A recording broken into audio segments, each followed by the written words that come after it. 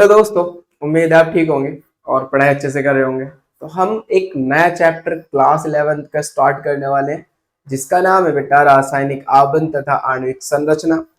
ये बहुत important chapter है। ये चैप्टर क्लास 11th के लिए ऐसा समझ के चलें कि इसके बिना कुछ नहीं है। क्लास अगर आप केमिस्ट्री सीखना चाहते हैं तो इस चैप्टर पे पकड़ बना लीजिए अच्छे। बहुत सारी चीजें यहाँ पर बहुत सारी चीजें इनऑर्गेनिक ऑर्गेनिक हर जगह काम आती है। तो ये चैप्टर हमारा बहुत इंपॉर्टेंट होने वाला है। सबसे पहले बात तो आपको ये पता हो कि बहुत इंपॉर्टेंट चैप्टर है, चाहे कंपटीशन के पॉइंट ऑफ व्यू से देखें, चाहे आप 11th क्लास के पॉइंट ऑफ व्यू से देखें, it is very very most important chapter. Clear है। दूसरी बात, इस चैप्टर का लेक्चर नंबर 1 है और इस लेक्चर के अंदर हम कुछ बेसिक बातें करेंगे, जैसे कि भाई हमारे पास दो एटम्स के बीच बॉन्ड क्यों बनता है, बॉन्ड बनने की क्या वजह है कि दो एटम्स आपस में जुड़ते हैं या दो से ज्यादा एटम्स आपस में जुड़ते हैं, इनके बीच बॉन्ड बनता है। तो हम यहाँ पर रासायनिक आबंध की बात करेंगे, केमिकल बॉन्ड की, क्योंकि हम पढ़ने वाले रासायनिक आबंध तथा आणविक संरचना के बारे में। तो हम यहाँ बात करेंगे जो रासायनिक आबंध है ये क्यों बनता है, क्या कारण है रासायनिक आबंध बनने का, ये सारी बातें सीखेंगे। साथ में हम यहाँ पर ऑक्टेट रूल को पढ़ेंगे बेटा, ऑक्टेट रूल को सीखेंगे कि ऑक्टेट रूल क्या होता है। और हम इस चैप्टर के अंदर डिस्कस करने वाले संयोजकता के बारे में कि वैलेंसी क्या होती है। हम बात करेंगे बेटा रासायनिक आबंध केमिकल बॉन्ड्स की, रासायनिक आबंध बनने के कारण रीजन क्या है उसकी, संयोजकता वैलेंसी की बात करेंगे कि संयोजकता क्या होती है। तो ये कुछ बेसिक लेक्चर होगा, इसमें ज्यादातर थ्योरेटिकल बातें हैं लेकिन कुछ कॉन्सेप्ट ही होगा जो आपको, क्योंकि हर एक, देखो ध्यान से सुनने वाली बात है बेटा, हर एक चीज के लिए एक बेस चाहिए होता है, हर एक चीज को समझने के लिए एक बेस चाहिए होता है, राइट। तो इसी प्रकार से किसी भी चीज को समझने के लिए बेस है, ऐसे यहाँ पर इस लेक्चर को समझने के लिए, सॉरी इस चैप्टर को समझने के लिए जो लेक्चर है इस चैप्टर का बेस होगा, यहाँ से स्टार्टिंग होगी, ऐसे चढ़ेंगे हम ऊपर की ओर, यानी कि लो लेवल से बिल्कुल जीरो लेवल से हम एकदम हाई लेवल की ओर बढ़ेंगे आगे की ओर। तो ठीक है, स्टार्ट करते हैं आज के लेक्चर को। बात करें तो बेटा यहाँ पर अगर हम बात करें क्लास 11 केमिस्ट्री है बेटा, रासायनिक आबंध और आणविक संरचना चैप्टर 5 है। हमारे अकॉर्डिंग चैप्टर 5 है, वैसे बुक के अकॉर्डिंग चैप्टर 4 ही है, यूनिट 4 ही है, लेकिन हमारे अकॉर्डिंग चैप्टर 5 है क्योंकि हम 4 चैप्टर करा चुके हैं। तो अब यहाँ पर सबसे पहली बात हम बात करने वाले इंट्रोडक्शन की, इसके इंट्रोडक्शन की बात करते हैं बेटा, ध्यान से सुनना इंट्रोडक्शन के बारे में। जब हमने देखा तो बहुत सारे एलिमेंट्स ऐसे थे जो मुक्त अवस्था में नहीं रह सकते थे। मैं क्या कह रहा हूं बेटा, मुक्त अवस्था में नहीं रह सकते थे। बहुत सारे ऐसे एलिमेंट थे जो हमारे पास फ्रीली नहीं रह सकते थे, फ्रीली नहीं रह सकते थे। बहुत सारे एलिमेंट्स, बहुत सारे क्या, कुछ एलिमेंट्स को छोड़कर बाकी सभी एलिमेंट्स मुक्त अवस्था में नहीं रह सकते, वो किसी ना किसी के साथ जुड़े हुए होते हैं, बॉन्ड बनाए हुए होते हैं किसी ना किसी के साथ, ये देखा गया। और यहीं से एक सोच डेवलप हुई कि भाई बहुत सारे एलिमेंट जो है वो मुक्त अवस्था में क्यों नहीं रह सकते, जबकि कुछ एलिमेंट्स ऐसे हैं जो मुक्त अवस्था में रह सकते हैं। वो कौन से एलिमेंट्स हैं जो मुक्त अवस्था में रह सकते हैं बेटा, उन्हें हमने नाम दिया अक्रिय गैस या फिर उत्कृष्ट गैस। उन्हें हमने क्या नाम दिया बेटा, अक्रिय गैस या फिर उत्कृष्ट गैस। इंग्लिश में बोलते हैं नोबल गैस। कौन कौन सी है ये गैस है, ध्यान से सुनना बेटा, कौन कौन सी ये गैस है, ये गैस है हमारे पास जैसे हीलियम, जैसे नियोन, जैसे आर्गन, जैसे क्रिप्टन, जैसे जीनोन, जैसे रेडो। ये कुछ ऐसी गैसें थी, जितने हमें एलिमेंट्स ज्ञात थे उन एलिमेंट्स में से ये कुछ ऐसे एलिमेंट्स थे, ये कुछ ऐसे एलिमेंट्स थे जो मुक्त अवस्था में रह रहे थे, फ्रीली रह रहे थे, ये किसी के साथ जुड़े हुए नहीं थे, अकेले थे, बिल्कुल अकेले थे बेटा, किसी के साथ जुड़े हुए नहीं थे। नाम पता होगा, helium, neon, argon, krypton, xenon, radon. लिख लेना, बाकी आगे हम लिख देंगे, कोई मसले वाली बात नहीं। अब इनका अगर इलेक्ट्रॉनिक विन्यास या एटॉमिक नंबर की बात की जाए, परमाणु क्रमांक की बात की जाए, तो इसका परमाणु क्रमांक होता है 2, इसका परमाणु क्रमांक 10, इसका 18, इसका 36, इसका 54 होता है बेटा और इसका 86। अगर इलेक्ट्रॉनिक विन्यास की बात की जाए तो हमारे पास इसका इलेक्ट्रॉनिक विन्यास बनेगा दो, पहली कक्षा में आ जाएंगे दो इलेक्ट्रॉन, यहाँ पर पहली में दो, दूसरी में 8, यहाँ पर पहली में दो, दूसरी में 8, तीसरी में 8, यहाँ पर पहली में दो, दूसरी में 8, तीसरी में भी, सॉरी तीसरी में 18, चौथी में 8। ज़ीनॉन की अगर हम बात करें, इसको थोड़ा गैप दे देते हैं, ज़ीनॉन और यहां पर ले लेते हैं रेडॉन। ज़ीनॉन की अगर हम बात करें बेटा तो यहां पर 54 है, तो 2 8 18 18 8 और यहां पर मेरा 86 है, तो मैं इसे लिख सकता हूं 2 8 18 32 18 8। तो यानी कि ये जो एलिमेंट्स थे ये मुक्त अवस्था में रह सकते थे, फ्री रह सकते थे, ये किसी के साथ बाउंडेड नहीं थे, किसी के साथ जुड़े हुए नहीं थे। जबकि इन्हें छोड़कर बाकी जितने भी एलिमेंट्स हैं वो मुक्त अवस्था में नहीं रह सकते, और चूंकि मुक्त अवस्था में नहीं रह सकते, वो किसी के साथ जुड़े हुए होते हैं। तो यहीं से एक चीज डेवलप हुई कि ऐसा क्यों होता है, ऐसा क्यों होता है। तो उन्होंने कहा भाई ये जो अक्रिय गैस है, जो नोबल गैस है, एक्चुअल में ये स्थायी गैस है, स्थायी गैस है। क्या ये बेटा स्थायी गैस है, क्योंकि हर एक चीज का एक रेफरेंस होता है, हर एक चीज का एक क्या होता है बेटा, रेफरेंस होता है, जिसके रेफरेंस में चीजें बताई जाती है। जैसे मान लीजिए मैं स्टेबल हूं किसी ना किसी के रेफरेंस में, नहीं तो स्टेबिलिटी कोई वर्ड नहीं है, जस्ट फील करो मैं क्या कहना चाह रहा हूं। किसी ना किसी के रेफरेंस में बताया जाता है कि ये वाली जो चीज है वो इससे बेहतर है। जैसे मान लीजिए दो चीज कंपेयर करो, एक ए है और एक बी है, और कोई तीसरी चीज सी है, तो मैं कहूंगा जो ए है वो सी से बेहतर है, जो बी है वो सी से बेहतर नहीं है, सी से अच्छा नहीं है। कंपेयर हो रही है, किससे हो रही है बेटा, सी से। तो हर एक चीज का रेफरेंस होता है। ऐसे ही यहां पर जो एलिमेंट्स की स्टेबिलिटी का रेफरेंस लिया गया, जो तत्वों के स्थायित्व का जो रेफरेंस लिया गया, वो कौन सी गैस से ली गई बेटा, अक्रिय गैस ली गई। तो अब मैं जब स्टेबिलिटी की बात करूंगा तत्वों की, तो मैं ये देखूंगा उन तत्वों का ये जो तत्व है ये स्थायी है, और इन तत्वों का जो इलेक्ट्रॉनिक विन्यास है, आप देखो इन सबके भारी कक्षा में बेटा 8 इलेक्ट्रॉन है। इन सबके भारी कक्षा में कितने इलेक्ट्रॉन है, 8।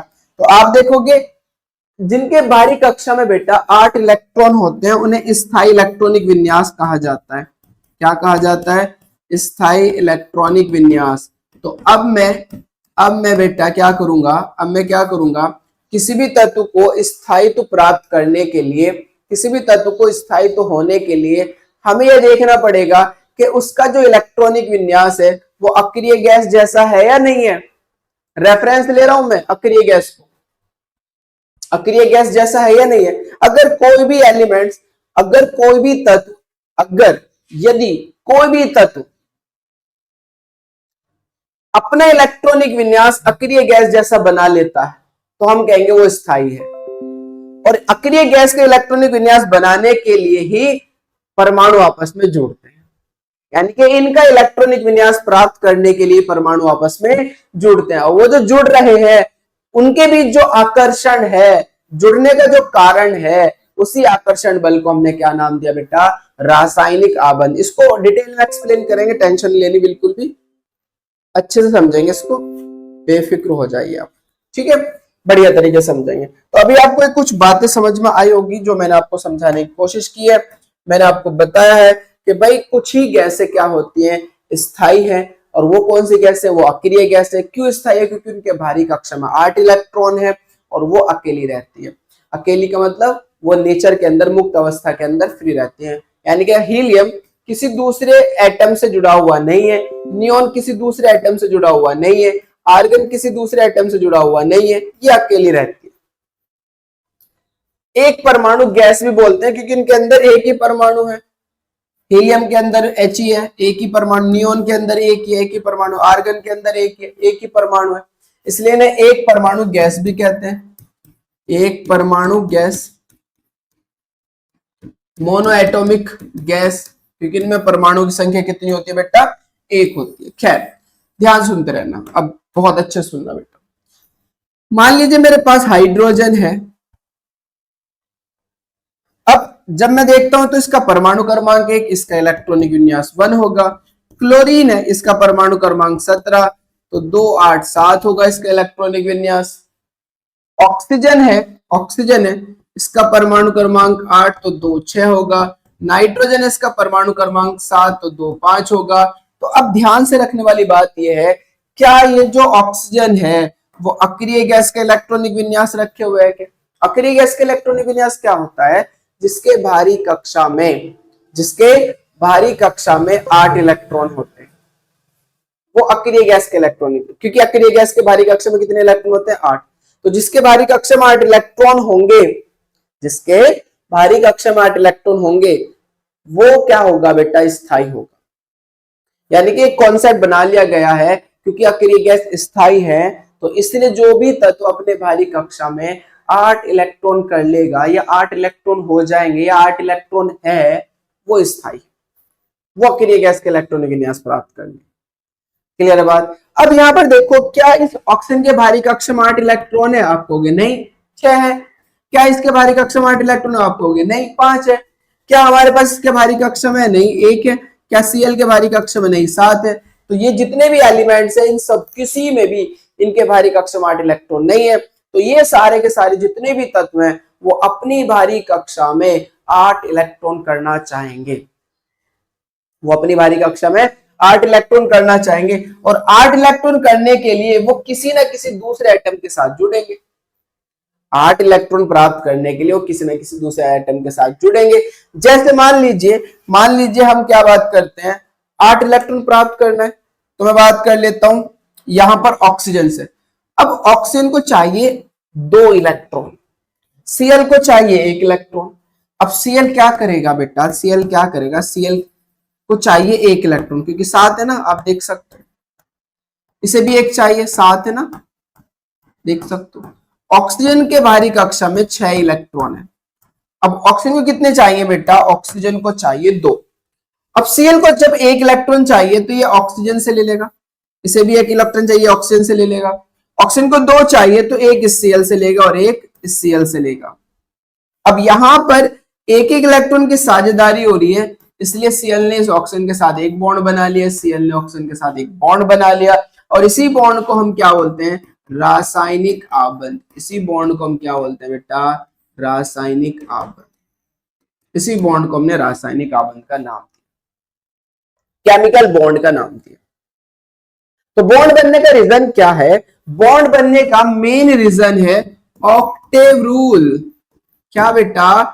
ऑक्टेव रूल, अष्टक नियम। जी हाँ, अष्टक नियम। बॉन्ड क्यों बनते हैं, कारण पढ़ेंगे, आगे पढ़ेंगे, अभी तो यहां समझाया जा रहा है, इंट्रोडक्शन की बात हो रही है। बॉन्ड क्यों बनते हैं?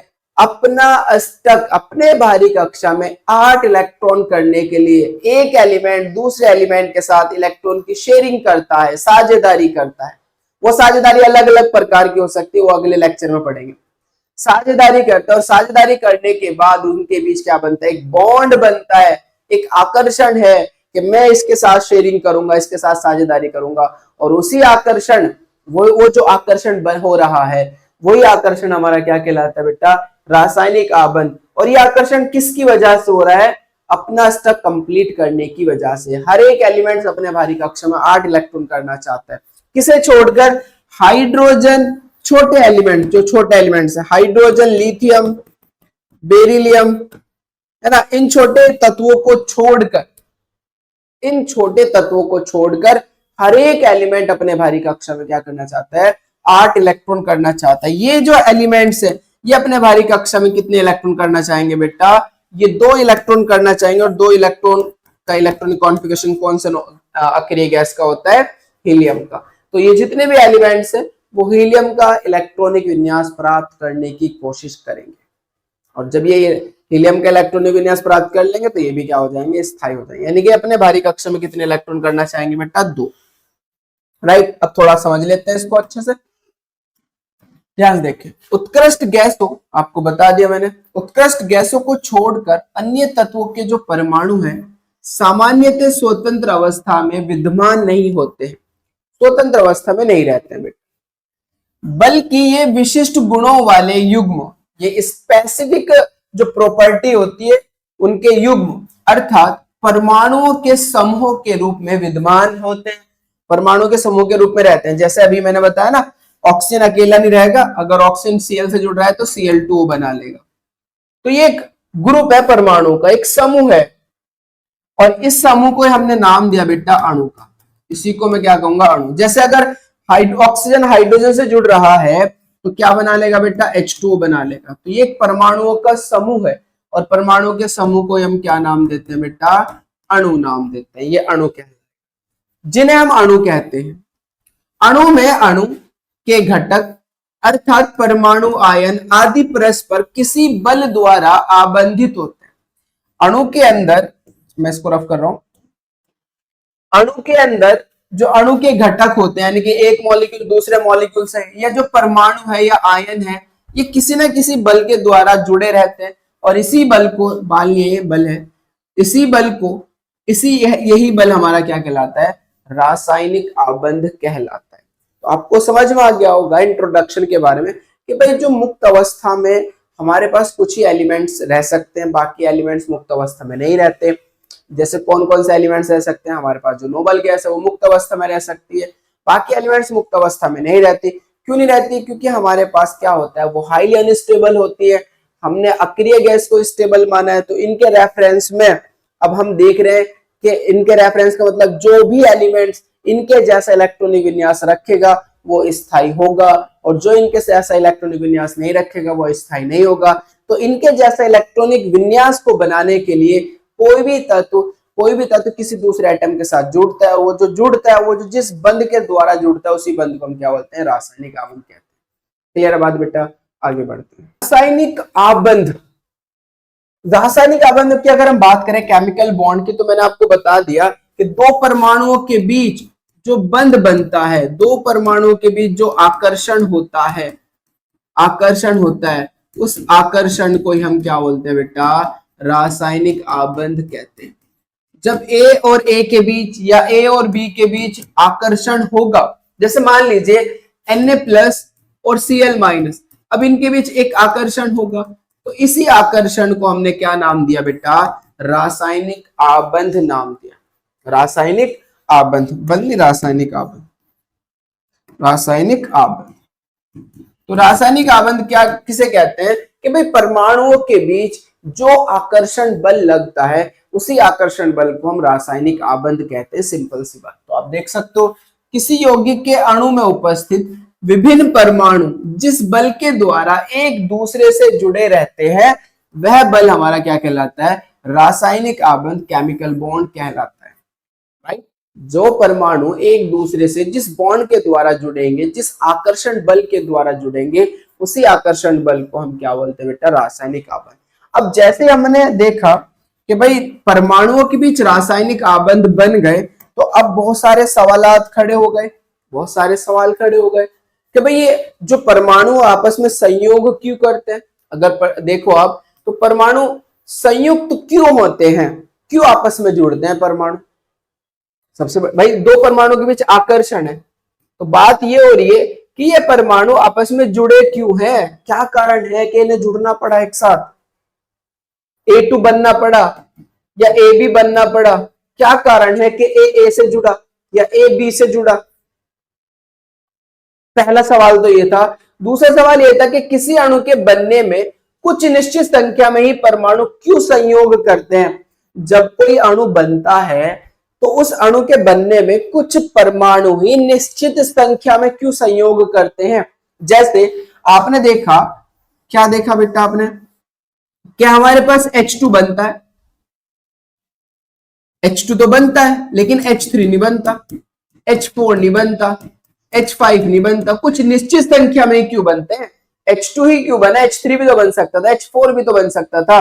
जैसे Cl2 बनता है बेटा, ये बनता है, लेकिन Cl3 नहीं बनता, Cl4 नहीं बनता, Cl5 नहीं बनता, N2 बनता है, N3 नहीं बनता।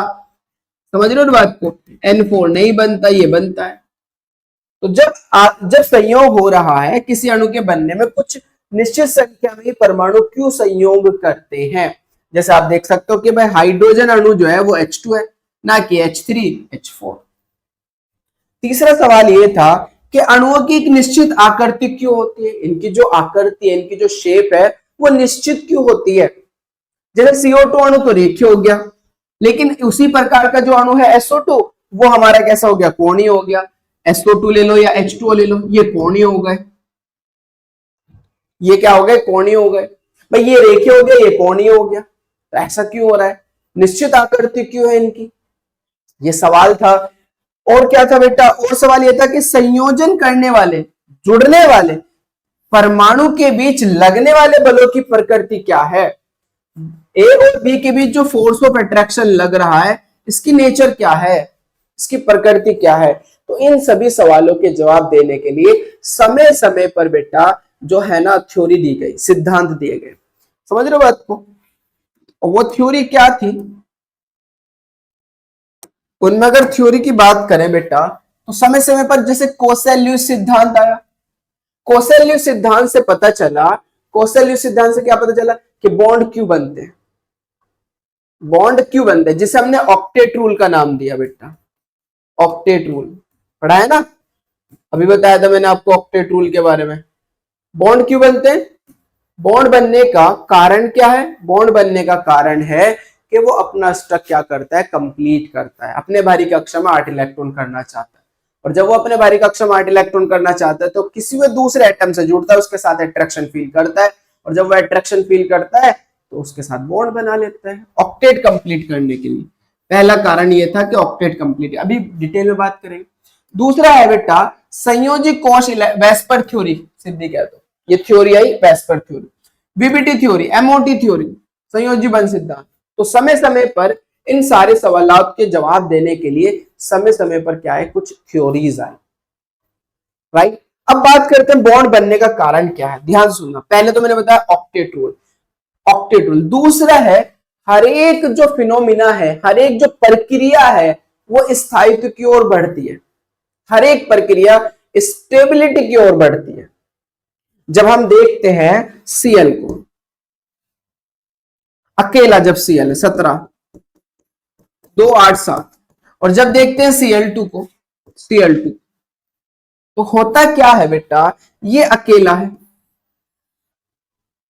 जो अकेला है, अकेला है, इसके भारी कक्षा में 7 इलेक्ट्रॉन है, तो मुक्त अवस्था में इसकी ऊर्जा अधिक है। ऊर्जा क्या है बेटा, अधिक है, ऊर्जा क्या अधिक है। अगर ऊर्जा अधिक होगी तो स्थायित्व कम होगा, मतलब ये अस्थायित्व, अनस्टेबल है, अनस्टेबल है। जब Cl2 बन गया, Cl2 Cl से जुड़ गया, Cl और Cl आपस में कंबाइन हो गए, बॉन्ड बना लिया, तो बॉन्ड बनाने से क्या होगा, यहां से एनर्जी निकलेगी, यहां से ऊर्जा निकलेगी बेटा, ऊर्जा निकलेगी। और जब इनके बीच बॉन्ड बन गया और इनकी ऊर्जा निकल गई, तो ऊर्जा में इनकी ऊर्जा में कमी आ गई होगी। और जब ऊर्जा में कमी आएगी बेटा, ऊर्जा में कमी आएगी, तो इसका मतलब क्या होगा, ऊर्जा कम होगी, ऊर्जा कम। और अगर ऊर्जा कम होगी तो ऊर्जा जितनी कम होती है स्थायित्व उतना ज्यादा होता है। स्थायित्व क्या होगा बेटा, ज्यादा होगा, स्थायित्व बढ़ जाएगा। सिंपल सी थ्योरी है, सिंपल सी बात है, आप अपना डेली लाइफ में भी समझ सकते हो। मान लीजिए कोई बंदा, कोई लड़का है ना, ये अकेला है, अकेला है। अब ये इसे भी देख रहा है, इसे भी देख रहा है, इसे भी देख रहा है, इसे भी देख रहा है, इसे भी देख रहा है, इसे भी देख रहा है, हर किसी के साथ बॉन्ड बनाना चाह रहा है। सिंपल सी बात, इससे बॉन्ड बन जाए, इससे बॉन्ड बन जाए, इससे बॉन्ड बन जाए, इससे बॉन्ड बन जाए, इससे बॉन्ड बन जाए, इससे बॉन्ड बन जाए, हर किसी चाह रहा है। क्यों, क्योंकि इसके पास एनर्जी बहुत ज्यादा है। एनर्जी क्या है, बहुत ज्यादा। अकेला है ना, तो एनर्जी क्या है बेटा, बहुत ज्यादा है। सबसे बॉन्ड बनाने की कोशिश कर रहा है, उसे भी देख, उसे भी देख, उसे भी देख, सबके साथ बॉन्ड बनाने की कोशिश कर, क्योंकि अकेला है तो ऊर्जा ज्यादा है।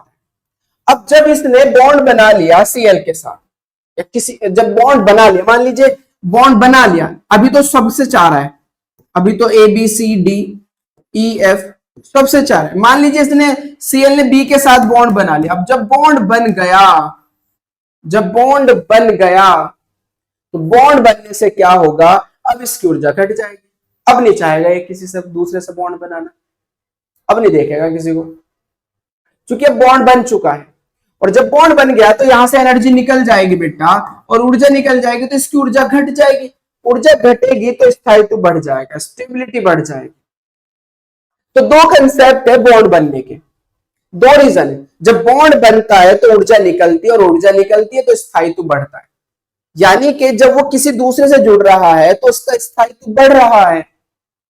तो एक तो फिनोमिना बॉन्ड बनाने का यह है कि स्थायित्व बढ़ता है, और दूसरा कारण यह है कि उसका ऑक्टेट कंप्लीट हो जाता है, उसके भारी कक्षा में 8 इलेक्ट्रॉन हो जाते हैं जो कि अक्रिय गैस के अंदर थे, और अक्रिय गैस स्थायी है। अगर इसका भारी इलेक्ट्रॉनिक विन्यास अक्रिय गैस जैसा हो गया तो ये भी स्टेबल हो जाएगा। तो दो कारण है, एक तो ऑक्टेट रूल कंप्लीट करना, और दूसरा जब ये किसी के साथ बॉन्ड बनाते हैं तो उसकी ऊर्जा में क्या हो जाती है बेटा, कमी आ जाती है। ऊर्जा में कमी आने से स्टेबिलिटी बढ़ जाती है। तो ये बात आपको समझ में आनी चाहिए। तो यहीं पे ये लिखा हुआ है इस बात के अंदर, प्रत्येक निकाय जो जितने भी सिस्टम होते हैं वो अधिकतम स्थायित्व प्राप्त करना चाहते हैं। हर एक सिस्टम स्टेबिलिटी प्राप्त करना चाहता है। और कारण क्या है, ध्यान सुनो, रासायनिक बंधन द्वारा ही प्राकृतिक रूप से निकाय की ऊर्जा में कमी हो जाती है, या कमी हो जाती है, आती है नहीं, हो जाती है, कमी हो जाती है। जब रासायनिक बंध बनते हैं तो रासायनिक बंध बनने से क्या होगा, जो निकाय है उसकी ऊर्जा में क्या हो जाएगी, कमी हो जाएगी। और अगर ऊर्जा में कमी हो जाएगी तो उसका स्थायित्व क्या हो जाएगा, बढ़ जाएगा, उसकी स्टेबिलिटी बढ़ जाएगी। बात समझ में आ गई होगी। आगे बढ़ते हैं। अब बात करें रासायनिक आबंध बनने के कारण। हम यही तो समझा रहे थे कि रासायनिक आबंध क्यों बनते हैं। एक तो अष्टक नियम के कारण, ऑक्टेट रूल के। क्या है ऑक्टेट रूल, कि भाई हर तत्व अपने भारी कक्षा में 8 इलेक्ट्रॉन करना चाहता है, और जब वो अपने भारी कक्षा में 8 इलेक्ट्रॉन कर लेगा तो उसका ऑक्टेट कंप्लीट हो जाएगा। इसी नियम को हम क्या बोलते हैं, अष्टक का नियम कहते हैं, ऑक्टेट रूल कहते हैं। तो एक तो कारण है रासायनिक आबंध बनने का, ऑक्टेट रूल, और दूसरा कारण है ऊर्जा का घटना, ऊर्जा में कमी।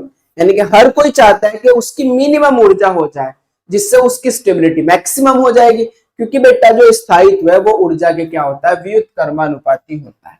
तो चेक करो, पहला है अष्टक नियम, पहला क्या है, ऑक्टेव नियम। क्या है अष्टक नियम, इस सिद्धांत के अनुसार प्रत्येक तत्व अपने संयोजी बोलते हैं बाहरी कक्षों में, बाहरी कक्ष। जैसे मैं बात करूं, अभी बात करेंगे अगले स्लाइड के अंदर ही है। जैसे Cl हमने लिखा था परमाणु क्रमांक 17 होता है, तो 2 8 7। ये जो तीसरी कक्षा है, ये जो बाहरी कक्षा है, इसी को बोलते हैं बेटा संयोजी कक्षा। इसी को हम क्या बोलते हैं, संयोजी कक्षा। तो ये जो तीसरी कक्षा, जो बाहरी कक्षा होती है उसको संयोजी कक्षा कहा जाता है, और बाहरी कक्षा में उपस्थित इलेक्ट्रॉन को हम संयोजी इलेक्ट्रॉन कहते हैं। क्या कहते हैं बेटा, संयोजी इलेक्ट्रॉन। बाहरी कक्षा में उपस्थित इलेक्ट्रॉन को हम क्या बोलते हैं, संयोजी इलेक्ट्रॉन। तो अपने संयोजी या फिर बाहरी कोश में, मैंने कैप लिख भी दिया, संयोजी को या फिर बाहरी कोश को, बाहरी कोश में 8 इलेक्ट्रॉन प्राप्त करके निकटतम जो पास वाली होगी अक्रिय गैस, जिसे हम उत्कृष्ट गैस कहते हैं, जैसा विन्यास करने की प्रवृत्ति रखते हैं। अक्रिय गैस जैसा विन्यास करने की प्रवृत्ति रखते हैं, जिसके कारण यह बंध बनाते हैं, जिसके कारण इनके बीच क्या बनता है, बॉन्ड बनता है। और इसी को हम क्या बोलते हैं, ऑक्टेट रूल, अष्टक नियम कहते हैं। कि हर एक एलिमेंट अपने भारी कक्षा में 8 इलेक्ट्रॉन करना चाहता है, जो कि अक्रिय गैस का होता है, और ये नियम क्या कहलाता है, अष्टक का नियम कहलाता है। लेकिन हमारे पास अगर बात करें हीलियम, हीलियम के बाहरी कोश में, बाहरी है ना, हीलियम के बाहरी कोश में, इसको बाहरी कर लो बेटा, तो बाह्य कोश होता है।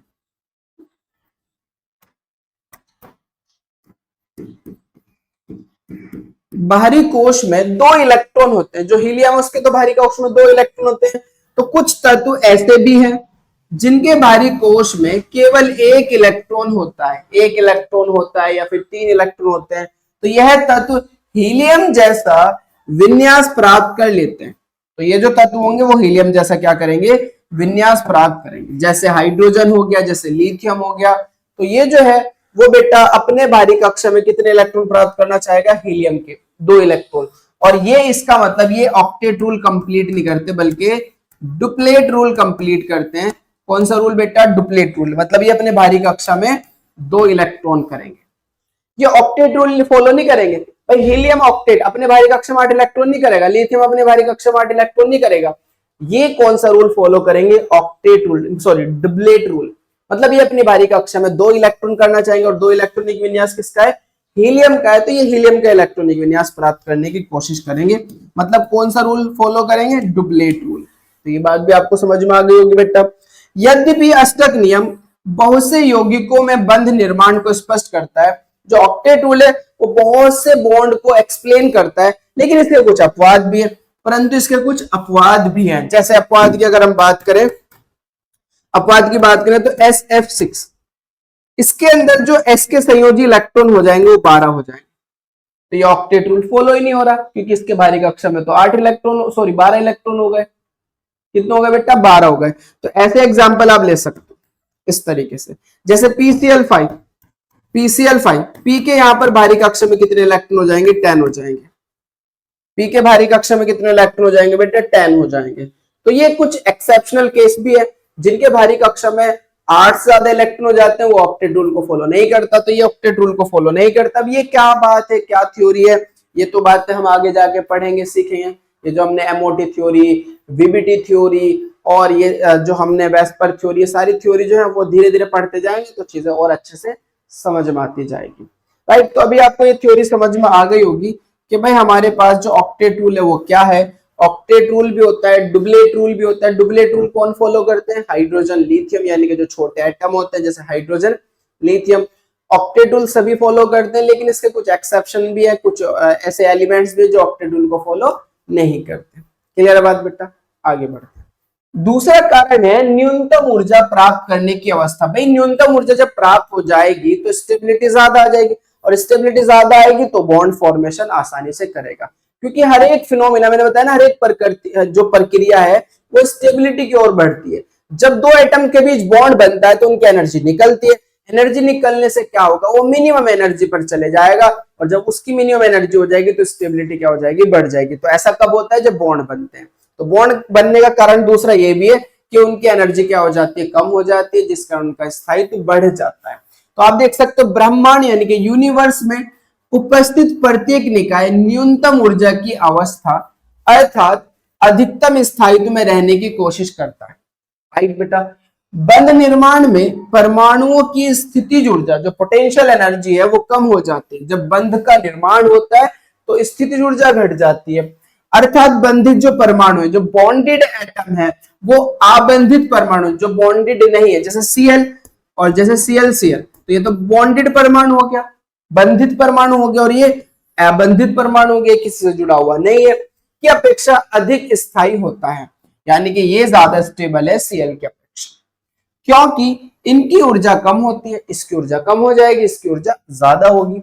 ऊर्जा में होने वाली कमी बंध निर्माण के कारण होती है। जो ऊर्जा में ये कमी आ रही है वो बॉन्ड फॉर्मेशन के कारण आ रही है, तथा इस प्रक्रिया में मुक्त यह ऊर्जा बंध ऊर्जा कहलाती है। जो एनर्जी निकल रही है जब बॉन्ड फॉर्मेशन हो रही है, तो इस ऊर्जा को हम क्या नाम देते हैं? बंध ऊर्जा नाम देते हैं, बॉन्ड एनर्जी। ये हमारी कौन सी है? Bond energy. मैं इसको ऐसे दिखा देता हूं बेटा। मेरे पास ये Cl है, दूसरा ये Cl है, और इन्होंने आपस में बॉन्ड बना लिया। अब जब ये बॉन्ड बनाएगा तो यहां से एक एनर्जी रिलीज होगी, वो एनर्जी मैं दिखा रहा हूं। यहां से एक एनर्जी इस तरीके से रिलीज हो रही है, ये एनर्जी रिलीज हो रही है। अब ये जो एनर्जी रिलीज हो रही है, जितनी एनर्जी रिलीज होगी, इसी ऊर्जा को हमने क्या नाम देना है? बंध ऊर्जा, बॉन्ड एनर्जी। पूरा नाम अगर लिखूं तो बंध वियोजन ऊर्जा, बंध वियोजन ऊर्जा, बंध वियोजन ऊर्जा, बॉन्ड डिसोसिएशन एनर्जी। ये रहा। मतलब क्या है इसका? मतलब ये है कि भाई यहां से जितनी एनर्जी निकल रही है, वापस अगर ये बॉन्ड मुझे तोड़ना पड़ जाए तो मुझे उतनी ही एनर्जी देनी पड़ेगी। अगर मुझे इनके बीच का बॉन्ड तोड़ना है तो जितनी एनर्जी निकलेगी मुझे उतनी एनर्जी देनी पड़ेगी फिर बॉन्ड तोड़ने के लिए। इसका मतलब ये जो एनर्जी निकल रही है वो स्टेबिलिटी तो बता रही है, क्योंकि जितनी एनर्जी निकलेगी उसकी एनर्जी उतनी घट जाएगी, स्थायित्व उतना ज्यादा बढ़ जाएगा।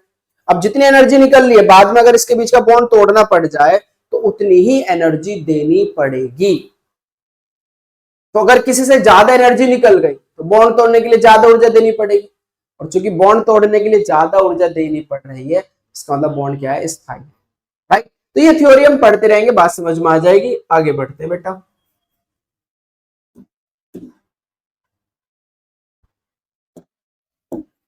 अब बात करते हैं संयोजकता, वैलेंस। वैलेंसी क्या है?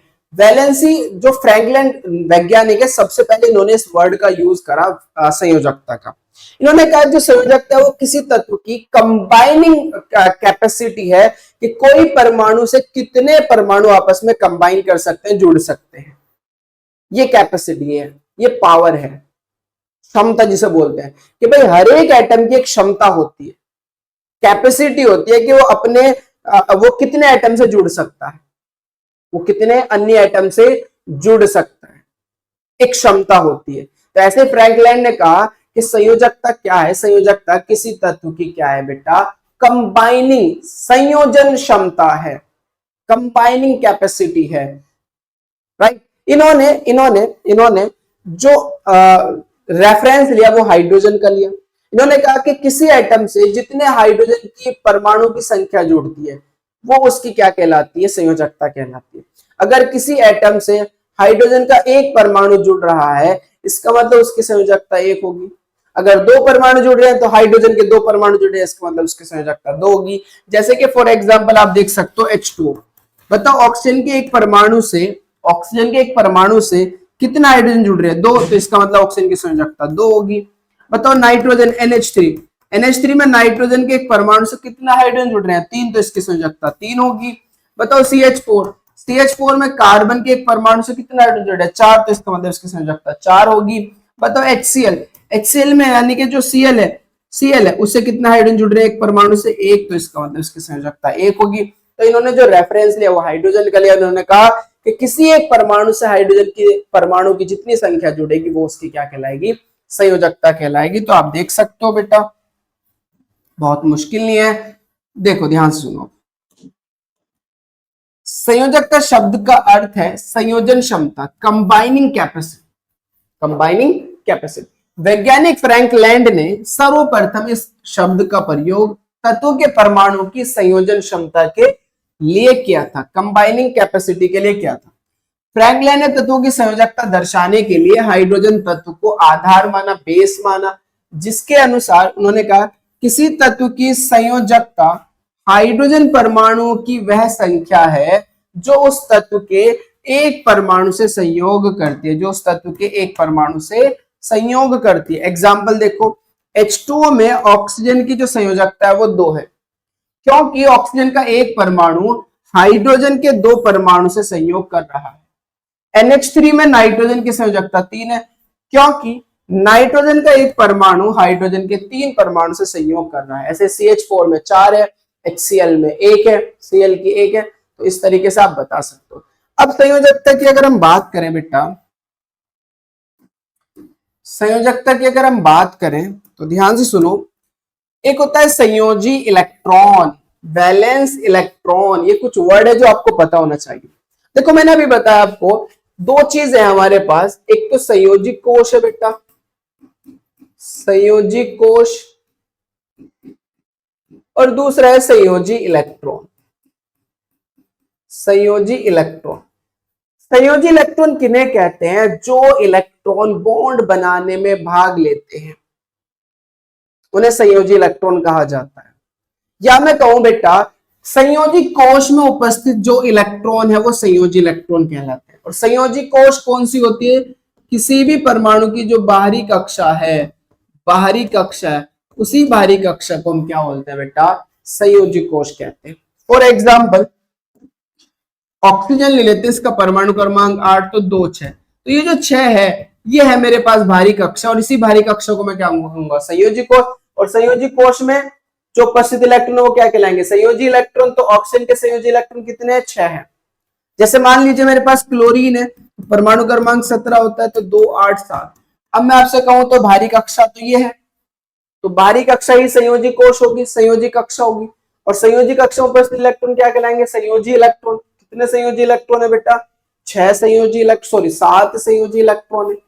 तो आपको ये समझ में आ गया होगा, किसी परमाणु में उपस्थित वे कोश कह दो या कक्षा कह दो, बात एक ही, जिनके इलेक्ट्रॉन बंध निर्माण में भाग लेते हैं संयोजी कोश वैलेंस शेल कहलाते हैं तथा इसमें उपस्थित इलेक्ट्रॉन संयोजी इलेक्ट्रॉन कहलाते हैं। जो संयोजी कोश में उपस्थित इलेक्ट्रॉन होंगे उनको हम क्या कहेंगे, संयोजी इलेक्ट्रॉन। अभी जो संयोजी इलेक्ट्रॉन है वो दो प्रकार के होते हैं बेटा।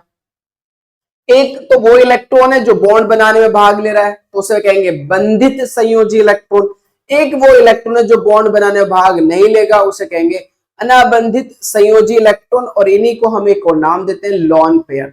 जैसे आपने देखा ये Cl है, इसके संयोजी इलेक्ट्रॉन 7 है, तो बना देता हूं।